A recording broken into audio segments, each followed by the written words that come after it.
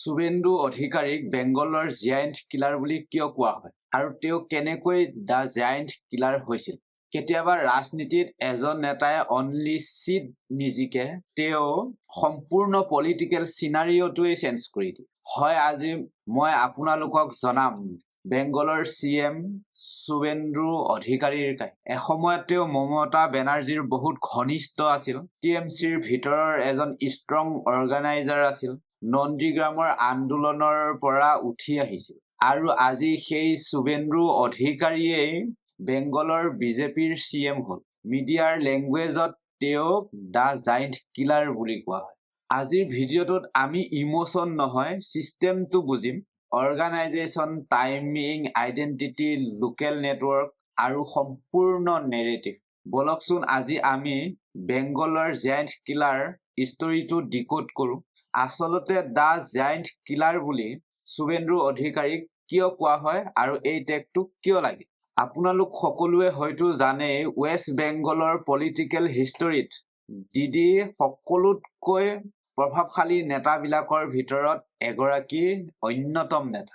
তাই 34 বছৰীয়া লেফ্টৰ দুৰ্গ ভাঙি 2011ত CM হৈছিল আৰু শুভেন্দু অধিকাৰীয়ে এনেকুৱা এটা ডাঙৰ লিডাৰক তাইৰ নিজৰ ঠাইতে হৰুৱালে। অৰ্থাৎ 1956টা ভোটত 2021 চনত পৰাস্ত কৰি শুভেন্দু অধিকাৰীয়ে বেংগলত মমতা দিদি আনষ্টপেবল নহয় অৰ্থাৎ আনবিটেবল নহয় বুলি সমগ্ৰ ৱেষ্ট বেংগলত তেওঁ প্ৰমাণ কৰি দেখা। ইয়াৰ পৰাই এটা ষ্ট্ৰং মেছেজ গ'ল মমতা বেনাৰ্জীৰ দুৰ্গও ভাঙিব পৰা যাব। সেই 2021ৰ ইলেকশ্যনটোৰ পিছৰ পৰাই শুভেন্দু অধিকাৰীক বিজেপিত এটা স্পেচিয়েল ষ্টেটাছ পালে অৰ্থাৎ বিজেপিয়ে তেওঁক এটা স্পেচিয়েল ষ্টেটাছ দিলে। পাৰ্টিৰ ৱৰ্কাৰবোৰৰ বাবে তেওঁ এটা সাহস আৰু আত্মবিশ্বাসৰ প্ৰতীক হ'ল। মিডিয়াৰ বাবে সেইটো এটা ড্ৰামাটিক ষ্টৰি হৈ গ'ল। তেওঁ ইষ্ট মিদনাপুৰ আৰু নন্দীগ্ৰামৰ লোকেল নেটৱৰ্কৰ বাবে অৰ্থাৎ লোকেল লিডাৰ হিচাপে তেওঁ বিবেচিত হ'ল। অধিকাৰী ফেমিলিৰ সেই অঞ্চলত এটা ষ্ট্ৰং পলিটিকেল বেছ আছে। চিংগুৰ নন্দীগ্ৰামৰ আন্দোলনেৰে TMCয়ে উদয় হৈছিল অৰ্থাৎ বেংগল পলিটিকেল হিষ্টৰীত আহি গৈছিল। বেংগলত চৰকাৰ গঠন কৰিছিল আৰু আজি সকলোতকৈ ডাঙৰ জমনিটো আপোনালোকে চাওকচোন। সেই ঠাইতেই অৰ্থাৎ নন্দীগ্ৰামতে মমতা দিদি পৰাস্ত হ'ল। অৰ্থাৎ নন্দীগ্ৰামেই তাইৰ হাৰাৰ চিম্বল হ'ল। TMC এৰি বিজেপিত যোৱা কিয় ইম্পৰ্টেণ্ট আছিল? 2020ত TMC এৰি শুভেন্দু অধিকাৰীয়ে বিজেপিত যোগ দিছিল। বিজেপিৰ বাবে ডাঙৰ প্ৰব্লেম আছিল সেই সময়ত লোকেল ক্ৰেডিবিলিটি। TMCয়ে সেইখিনি সময়ত বিজেপিক আউটচাইডাৰ পাৰ্টি বুলি ফ্ৰেম কৰিছিল। দিল্লী ভাৰ্চেছ বেংগল নেৰেটিভ চলাইছিল।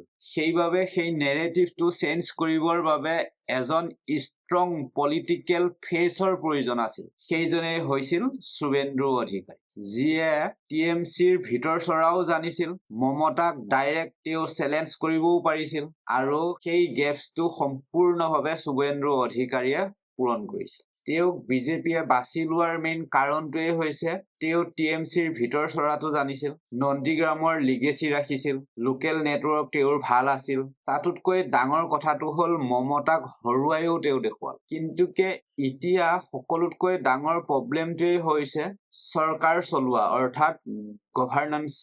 ইলেকশ্যন জিকা আৰু চৰকাৰ চলোৱা সম্পূৰ্ণ সুকীয়া কথা। যেনেকৈ ক্ৰিকেটত টছ জিকা আৰু 300 ৰান T20ত চেছ কৰা ছেইম কথা নহয়। তেওঁৰ বাবে কেইটামান বিগ চেলেঞ্জ হ'ব CM হিচাপে। 1 নম্বৰ চেলেঞ্জটোৱে হ'ব ৱেলফেয়াৰ মেইনটেইন কৰা, ৱেলফেয়াৰ কণ্টিনিউ ৰাখিব পৰা, বেংগলৰ আইডেণ্টিটি হেণ্ডেল কৰিব লাগিব। বিজেপিৰ চেলেঞ্জ হ'ব নেশ্যনেল পলিটিক্স আৰু বেংগল পলিটিক্সক সম্পূৰ্ণভাৱে অৰ্থাৎ বেংগল প্ৰাইডক সম্পূৰ্ণভাৱে বেলেঞ্চ কৰা, কালচাৰেল চেণ্টিমেণ্ট অৰ্থাৎ বেংগলৰ কালচাৰেল আইডেণ্টিটিক বজাই ৰখোৱা। নেক্সটটোৱে আহিব জব আৰু ইণ্ডাষ্ট্ৰীৰ সমস্যা।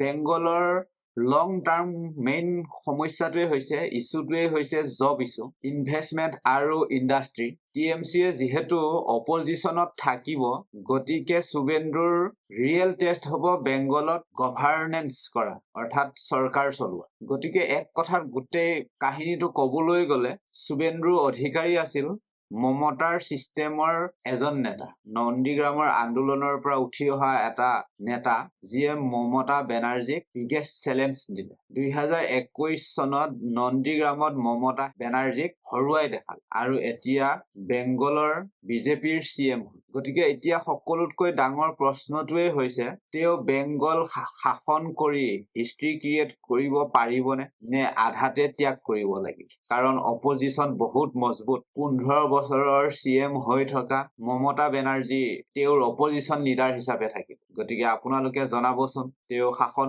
ভাৰ সম্পূৰ্ণৰূপে তেওঁ 5 বছৰ পূৰণ কৰিব পাৰিবনে নোৱাৰে, নে আধাতে ত্যাগ কৰিব লাগিব?